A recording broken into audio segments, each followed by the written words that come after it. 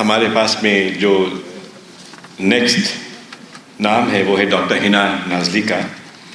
آپ علی گیرین نہیں ہیں، لیکن علی گیرین آپ کے خاندان میں بہت لوگ علی گڑھ میں گئے، وہاں سے بہت تعلیم حاصل کی، تو بہت اچھا لکھتی ہیں. اور کچھ دن پہلے ہم لوگوں نے سنا تھا ان کا ایک مونولوگ تھا، تو آج آپ کے سامنے وہی پیش کریں گی. آپ نے PhD کیا ہے اور شکاگو میں ایک عتیق صاحب ہیں، ان کی زندگی پر چھائی ہوئی ہیں آپ، اور ان سے میں درخواست کرتا ہوں کہ آ کر کے اپنا ایک مونولوگ ہے وہ پیش کریں.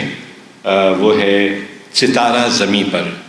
It's a wonderful piece of literature جو انہوں نے لکھا ہے، بہت خوبصورت ہے یہ. آپ دیکھیں، اس کو انجوائے کریں. ڈاکٹر حنا نازلی اور ان کا ایک مونولوگ ستارہ زمیں پر.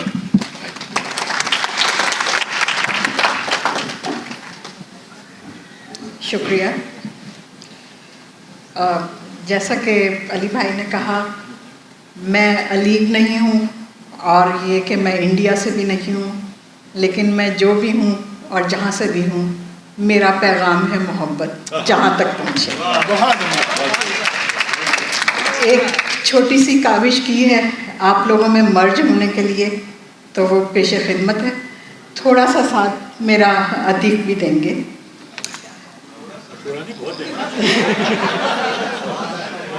نہیں، اس میں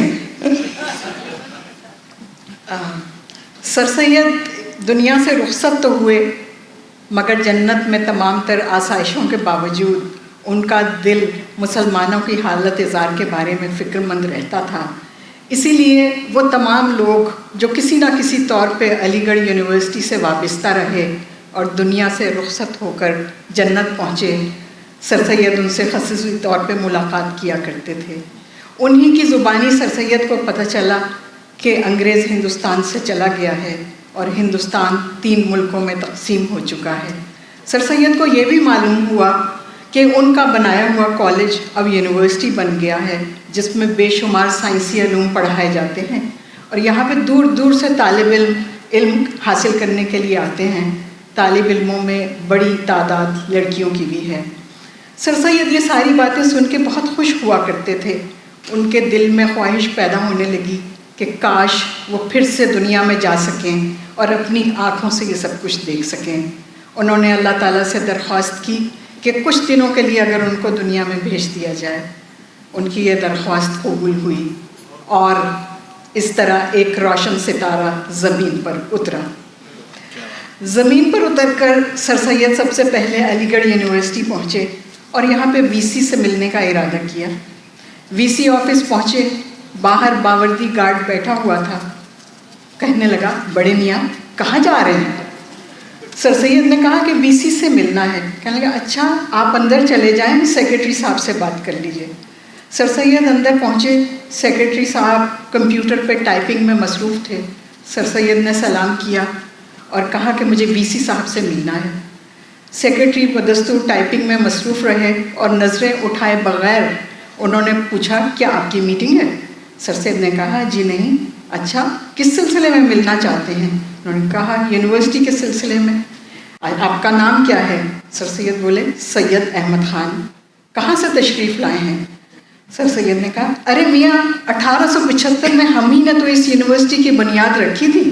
تب پہلی مرتبہ سیکرٹری نے نظریں اٹھا کے دیکھا. دل میں کہا، شکل تو بالکل سر سید جیسی ہے، مگر نہ جانے کون ہے. سر سید سے بولے کہ آپ تشریف رکھیے، میں VC صاحب کو اطلاع کرتا ہوں. وہ گئے VC صاحب کے پاس اور کہنے لگے کہ باہر ایک شخص آپ سے ملنے کے لیے آیا ہے. شکل سر سید سے ملتی ہے، نام بھی سید احمد خان بتاتا ہے، لیکن پتہ نہیں کون ہے. VC نے کہا کہ ارے تم نے نکالا نہیں، کوئی اسٹوڈنٹ ہوگا، بھیس بدل کے آیا ہوگا. اچھا چلو دیکھتے ہیں. وہ سیکرٹری کے ساتھ باہر آئے تو ٹھٹک گئے سر سید کو دیکھ کر. کہنے لگے، ارے یہ تو ہو بہو سر سید لگ رہا ہے، لگتا ہے ڈرامیٹک کلب کا کوئی لڑکا آیا. تو تالی بجاتے ہوئے انہوں نے کہا، واہ کیا میک اپ ہے، کیا گیٹ اپ ہے. ارے میاں بالکل سر سید لگ رہے ہو، لگتا ہے سر سید ڈے پہ تم لوگ کوئی ڈرامہ کر رہے ہو. سر سید بولے، نہیں جناب، میں میک اپ میں نہیں ہوں، میں سید احمد خان ہوں. میں نے ہی 1875 میں اس یونیورسٹی کی بنیاد رکھی تھی۔ وی سی بولے مذاق کرتے ہو؟ یہ کون نہیں جانتا کہ سر سید کے انتقال کو 100 سال سے بھی زیادہ کا عرصہ ہو چکا ہے۔ تم ہمیں بے وقوف بناتے ہو، بولو کیا چاہتے ہو؟ سر سید بولے کہ جی میں آپ سے ملنا چاہتا ہوں، میں جاننا چاہتا ہوں کہ میرے انتقال کے بعد ہندوستان میں تعلیم کی صورتحال کیا ہے۔ سر سید نے کہا، وی سی بولے دیکھو ہمیں تمہارا بھیس پسند آیا، تم ہمارا وقت برباد نہ کرو اور یہاں سے جاؤ۔ یہ کہہ کر وی سی صاحب واپس اپنے آفس کی طرف مڑے تو سر سید پیچھے لپکے کہ حضور بات تو سنیے۔ تو وی سی صاحب کو بہت غصہ آیا، انہوں نے سیکرٹری سے کہا کہ اس کا میک اپ اتارو، اس کی نقلی داڑھی کھینچو، اس کو دھکے دے کے باہر نکال دو۔ اور سر سید بہت مشکل سے وہاں سے جان بچا کے باہر نکلے اور ایک درخت کے نیچے آ کے پناہ لی۔ درخت کے نیچے آنکھیں بند کر کے بیٹھے ہوئے تھے کہ ایک شور سے انہوں نے آنکھیں کھول کے دیکھا تو کچھ لڑکے اور لڑکیاں ان کے ارد گرد جمع تھے۔ ان کو ایک آواز سنائی دی، دیکھو یہ سر سید سے کتنے مل رہے ہیں۔ تو دوسری آواز آئی، چلو چلو ان کے ساتھ سیلفی بناتے ہیں۔ سیلفی؟ سر سید کے لیے یہ لفظ بالکل نیا تھا۔ اس سے پہلے کہ وہ پوچھتے کہ سیلفی کیا ہوتی ہے، کچھ لڑکے اور لڑکیاں ان کے دائیں اور بائیں آ کے کھڑے ہوئے، ایک چوکٹا نکالا، اس کو چھوا اور سامنے جو ہے تصویر آ گئی۔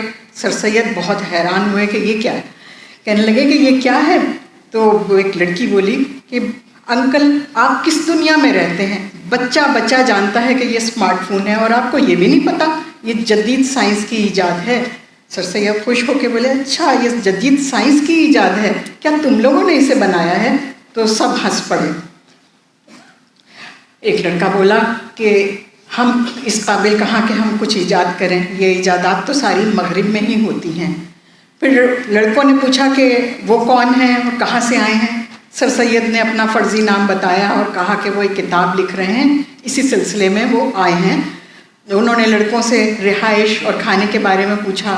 لڑکوں نے ان کو آفر کیا کہ وہ ان کے ساتھ کھانا کھائیں، ان کے ساتھ رات کو ہاسٹل میں رہیں اور اگلے دن سر سید ڈے کا سیمینار ہے وہ بھی اٹینڈ کریں۔ تو اس طرح سر سید ڈائننگ ہال پہنچے۔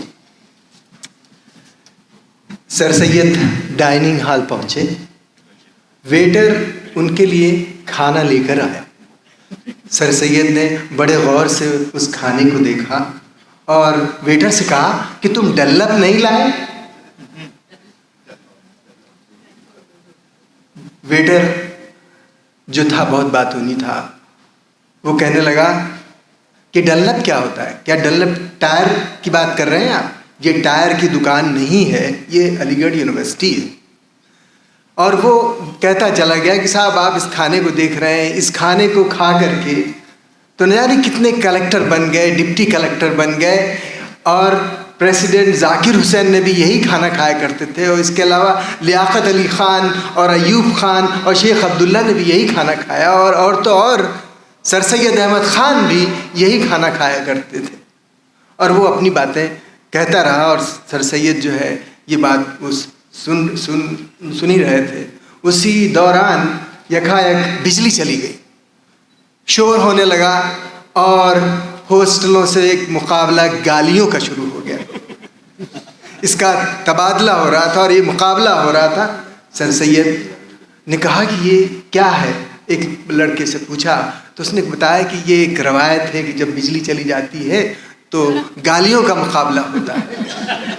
سر سید نے اپنی اس دوران کو سوچا جب انہوں نے علی گڑھ کا جو ویژن تھا کہ یونیورسٹی کے حدود میں کوئی بھی برا لفظ استعمال نہیں کیا جائے گا، حتیٰ کہ جھوٹا جو لفظ ہے اس کو بھی گالی سمجھا جائے گا۔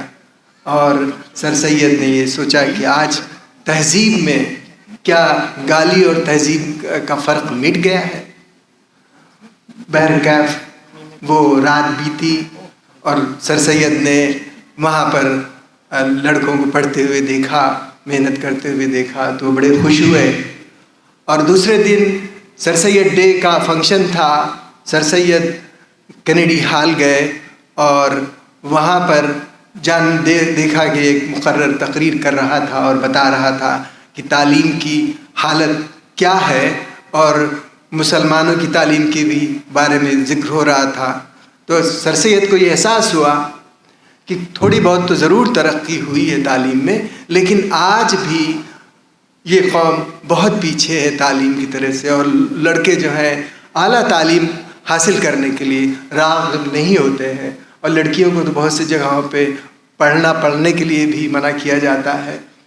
سر سید کو وہ بھی یاد آیا کہ کس طرح سے کتنے جتن انہوں نے کیے تھے کہ اس یونیورسٹی کو قائم کرنے کے لیے جھولی پھیلائی تھی، بھیک مانگی تھی، اور اپنا بھیس بھی بدلا تھا، عورت کا بھیس بھی انہوں نے بدلا تھا، اور اس کے لیے انہوں نے کئی بار تو اسٹیج ڈرامہ بھی کیا، اپنے پیروں میں گھنگرو باندھے اور اسٹیج پر ڈانس بھی کیے کہ ایک یہ ادارہ بنے۔ آخرکار انہوں نے وہاں سے وہ کینیڈی ہال سے باہر آ گئے اور سوچنے لگے کہ چلو کسی اور ملک میں چلتے ہیں جو وہاں پر ہو سکتا ہے کہ تعلیم کی صورتحال بہتر ہو۔ سر سید اس طرح پاکستان پہنچے۔ پاکستان پہنچ کے ان کو معلوم ہوا کہ یہاں پہ ان کا نام بہت زیادہ استعمال ہوتا ہے۔ سر سید اسکول، سر سید کالج، سر سید اکیڈمی، سر سید یونیورسٹی، اور تو اور ٹرین کا نام بھی سر سید ایکسپریس۔ ان کو پتہ چلا کہ sir Syed university of engineering and technology Aligarh university کی طرز پہ بنائی گئی ہے۔ انہوں نے وہاں جانے کا ارادہ کیا۔ وہاں پہنچے تو گیٹ پہ گیٹ کیپر بھی تھا اور پولیس کا پہرا بھی تھا۔ سر سید نے گیٹ سے جو داخل ہونے کی کوشش کی تو گیٹ کیپر چلایا دہشت گرد، اور وہاں پہ افراتفری مچ گئی۔ پولیس نے سر سید کو پکڑ لیا، ان کے ہاتھوں میں ہتھکڑیاں لگائیں اور ان کو گاڑی میں دھکیلا اور لاک کر کے ان کو تھانے پہنچایا۔ تھانے پہنچ کے اپنے بڑے افسر کے سامنے پیش کیا اور کہا کہ سر آج ہم نے یونیورسٹی کو بڑی تباہی سے بچا لیا، آج ہم نے ایک بہت بڑے دہشت گرد کو پکڑا ہے، آپ ذرا چیک کریں، شاید اس کے سر پہ لاکھوں ڈالر کا انعام ہو۔ پولیس آفیسر نے جو سر سید کی طرف دیکھا، جن کا چہرہ آنسوؤں سے تر تھا، اس کو وہ بالکل بے گناہ لگے۔ اس نے سارے پولیس کے سپاہیوں کو باہر نکال دیا، سر سید کی ہتھکڑی کھولی، کرسی پہ بٹھایا، پانی پلایا اور پوچھا کہ وہ کون ہیں اور یونیورسٹی کیوں جانا چاہتے ہیں۔ انہوں نے وہی بتایا کہ وہ ایک فرضی نام بتا کے کہ وہ ایک کتاب لکھ رہے ہیں، اسی سلسلے میں جانا چاہتے ہیں۔ تو آفیسر بولا کہ آج یونیورسٹی میں سر سید ڈے کا سیمینار ہے اور میری ڈیوٹی وہاں پہ ہے، آپ میرے ساتھ چلیں، آپ وہاں پہ لوگوں سے بھی مل لیجیے گا اور سیمینار بھی اٹینڈ کیجیے گا، لیکن مجھے آپ کا فوٹو آئی ڈی چاہیے۔ اب سر سید کے پاس کہاں فوٹو آئی ڈی؟ بہرحال سر سید اس پولیس آفیسر کے ساتھ یونیورسٹی پہنچے اور وہاں پہ سیکیورٹی اسکینر سے گزرنا بھی سر سید کے لیے ایک بڑا انوکھا تجربہ تھا۔ سر سید جب ہال میں داخل ہوئے تو ہال کھچا کھچ بھرا ہوا تھا، مقررین اسٹیج پہ بیٹھے ہوئے تھے اور مہمان خصوصی سوٹ اور ٹائی میں ملبوس تھے۔ پہلے مقرر نے آ کے تقریر شروع کی، انہوں نے سر سید کے حالات زندگی بتانا شروع کیے اور سر سید کے بارے میں ایسی ایسی باتیں بتائیں جو کہ سر سید کو خود بھی معلوم نہ تھی۔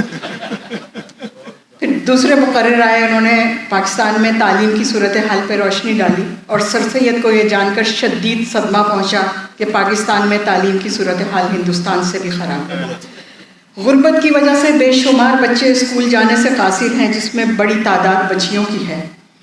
تعلیم کی کمی کی وجہ سے غریب امیروں کے غلام بنے ہوئے ہیں، جو کہ ہرگز نہیں چاہتے کہ تعلیم عام ہو اور لوگوں کی غلامانہ سوچ اور ذہنیت میں تبدیلی آئے۔